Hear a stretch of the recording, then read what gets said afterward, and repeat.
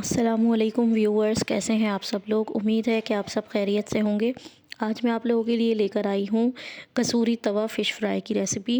अल्लाह ताला खैर बरकत दे आपके रोज़ी रिज़्क़ में और सेहत व ज़िंदगी में, आमीन। चले शुरू करते हैं।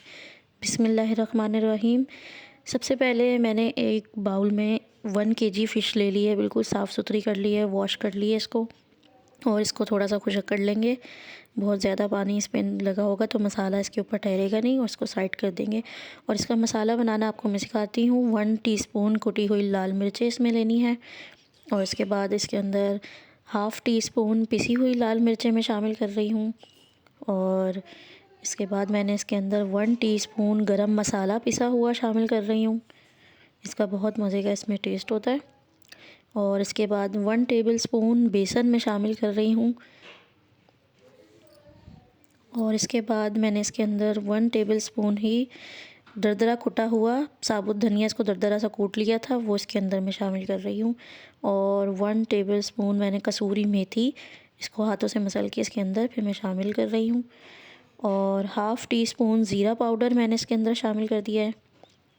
और इसके बाद मैं इसके अंदर हाफ़ टी स्पून ही गार्लिक पाउडर, वो इसके अंदर मैं शामिल कर रही हूँ। इसका भी इसके अंदर बहुत मज़े का टेस्ट होता है। और हाफ़ टी स्पून हल्दी पाउडर। और इसके बाद मैं इसके अंदर बिल्कुल थोड़ा सा ज़र्दा कलर जो होता है वो शामिल कर दिया, ताकि प्यारा सा कलर आ जाए।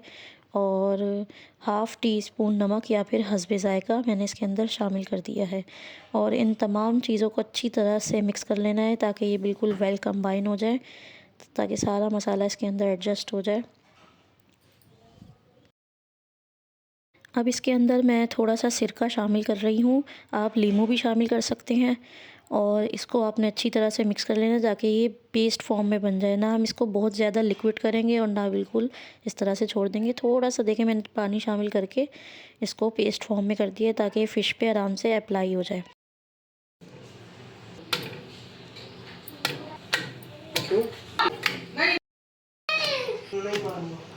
अब मछलियों में मैं कट्स लगा रही हूँ इस तरह से, ताकि जब हम इसमें मसाला अप्लाई करें तो इसके अंदर तक उसका टेस्ट चला जाए, और ईज़िली जब आप इसको फ्राई करें तो ये कुक हो जाए, क्योंकि ये डीप फ्राई नहीं होती, ये तवे पे फ्राई होती है बिल्कुल।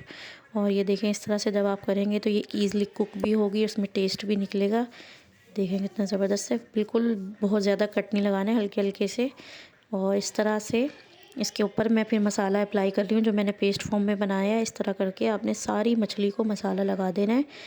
ये देखें, इसमें लिक्विड मसाला नहीं होता, इस तरह से लगता है। ये देखें, फिर ये बहुत मज़े की, बहुत ही जूसी और ज़बरदस्त, जो लोग स्पाइसी पसंद करते हैं उस टाइप की ये मछली होती है। लोग बहुत शौक़ से ये खाते हैं।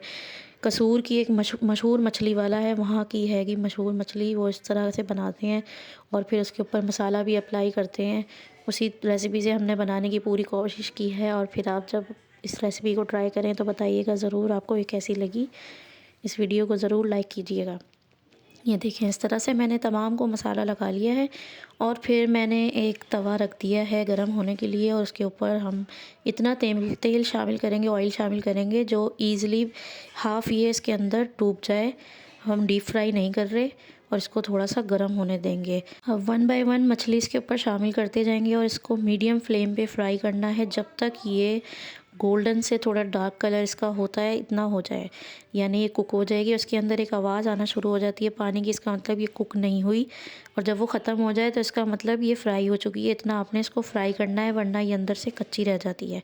इस चीज़ का आप ख़ास ख्याल रखें। और डीप फ्राई हम इसको इसलिए नहीं करते कि इसकी जो कोटिंग है वो सारी उतर जाती है। तवे पे बनाने से इसकी कोटिंग इस पे लगी रहेगी, फिर ये क्रिस्पी जूसी होगी अंदर से, और सॉफ्ट होगी, और ऊपर से क्रिस्पी होगी। फिर ये ज़बरदस्त तवा फ़िश बनेगी। आप देखिएगा इस तरह बना के। देखिए, इस तरह से मैंने पलट दिया है, इस तरह कलर हो जाएगा गोल्डन ब्राउन। इस तरह से दोनों साइड से इसी तरह फ्राई करना है। ये स्पेशल मसाला है जो इसके ऊपर बाद में लगता है। इसको यूँ छन्नी में लेके ऑयल डाल के 5 से 10 सेकंड तक आपने इतना फ्राई करना है कि ये कुक हो जाए।